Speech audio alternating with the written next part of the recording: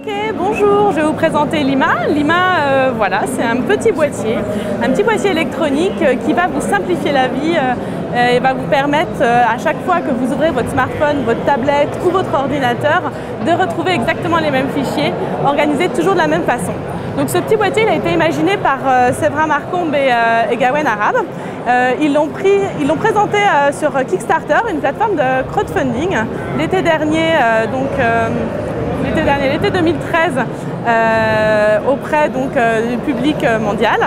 Et la campagne a récolté près d'1 million de dollars, soit à peu près 13 000 personnes qui ont supporté l'idée et ce qui ont permis de pousser l'idée un peu plus loin et de concrétiser même avec cette production et un premier Lima.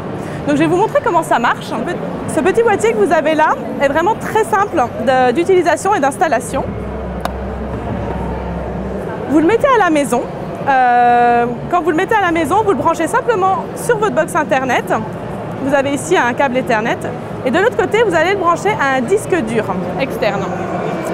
Ce disque dur externe, avec le Lima, reste à la maison. À partir de là, vous allez installer sur chacun de vos appareils, tablette, smartphone, ordinateur, l'application Lima. Je vais vous montrer à quoi ressemble par exemple l'application sur le téléphone. Voilà, vous l'avez ici. Et une fois que les applications sont installées sur chacun de vos appareils, Lima, ce qu'il va faire, c'est qu'il va aller aspirer tous les fichiers, tous les documents, la musique, les vidéos, les photos que vous avez sur vos différents appareils, les consolider sur le disque dur, qui va devenir une sorte de mémoire de référence.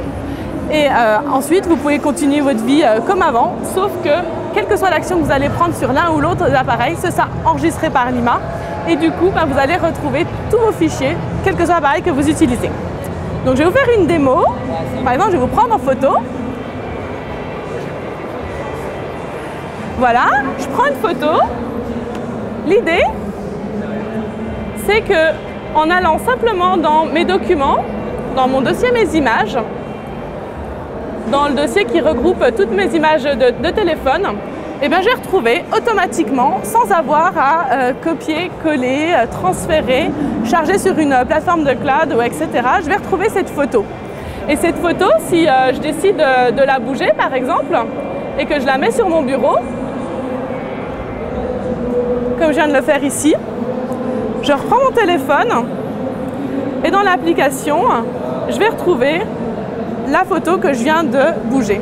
Donc c'est vraiment l'idée, c'est vraiment de simplifier la vie de l'utilisateur avec ces fichiers et de se dire que du moment où je suis une personne, je vais avoir une seule mémoire et mes fichiers ne sont plus éparpillés sur différents appareils et un peu dans le cloud, mais c'est vraiment une seule et même mémoire qui est à mon image. Le produit devait être livré aux gens qui ont commandé sur Kickstarter en décembre jusqu'en avril 2014, donc décembre 2013 jusqu'en avril 2014. On a annoncé l'année dernière, en novembre 2013, que la première livraison en décembre 2013 ne se ferait pas et qu'on livrerait tout à partir d'avril 2014. En développant le produit, en fait, on a dû agrémenter ce produit-là, le construire de façon plus robuste.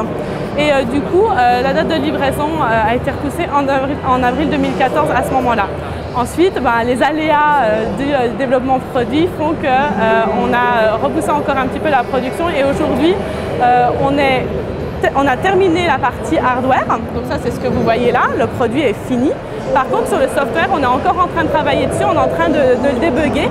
Et c'est pour ça qu'on a une phase de test qui a commencé cet été, qu'on a mis sur pause et qu'on va recommencer avec nos backers Kickstarter en décembre 2000. Est-ce que vous avez réussi à rassurer un peu tous les gens sur Kickstarter qui forcément n'étaient pas contents et qui s'impatientaient un peu de... Eh bien, c'est ce qu'on essaie de faire depuis plusieurs semaines, de les rassurer, de leur expliquer où on en est très spécifiquement au niveau du développement software. Sur le hardware, on leur a communiqué tout ce qui s'est passé au niveau de la production, en leur montrant davantage d'images sur les usines, comment assembler le produit, etc. Donc ça, on l'a fait. On essaie aussi d'aller à leur rencontre pour justement leur montrer le produit final, leur expliquer pourquoi c'est difficile, quelles sont les parties du software qu'il faut qu'on retravaille, quels sont les points critiques, les difficultés qu'on rencontre. Donc on les a rencontrés à Paris, on les a rencontrés à Londres, on les rencontre bientôt à Dublin et puis à chaque fois qu'on va se déplacer pour des raisons professionnelles, on essaie de les rencontrer à côté. Alors là, aujourd'hui, si vous le précommandez sur le site, on vous dit qu'on vous livrera en printemps 2015. Donc la commercialisation est prévue pour le printemps 2015. Ça veut dire qu'on livrera avant cette date-là les différentes personnes qui ont déjà supporté le projet. Est-ce que vous pouvez nous rappeler le prix? Le prix, donc au moment du lancement, ce sera 149 €. Et en précommande, il est à 99 $ aujourd'hui sur notre site internet. C'est un boîtier qui sera commercialisé en France? Ce sera commercialisé en France, aux États-Unis, de façon mondiale via notre site internet. On fait des livraisons partout dans le monde. On a plus de 70 pays différents qu'on va livrer. Il sera également présent sur les marketplaces? C'est prévu aussi de réfléchir à toute la stratégie de distribution en fonction des pays. Mais oui, ça fait partie de la stratégie de distribution.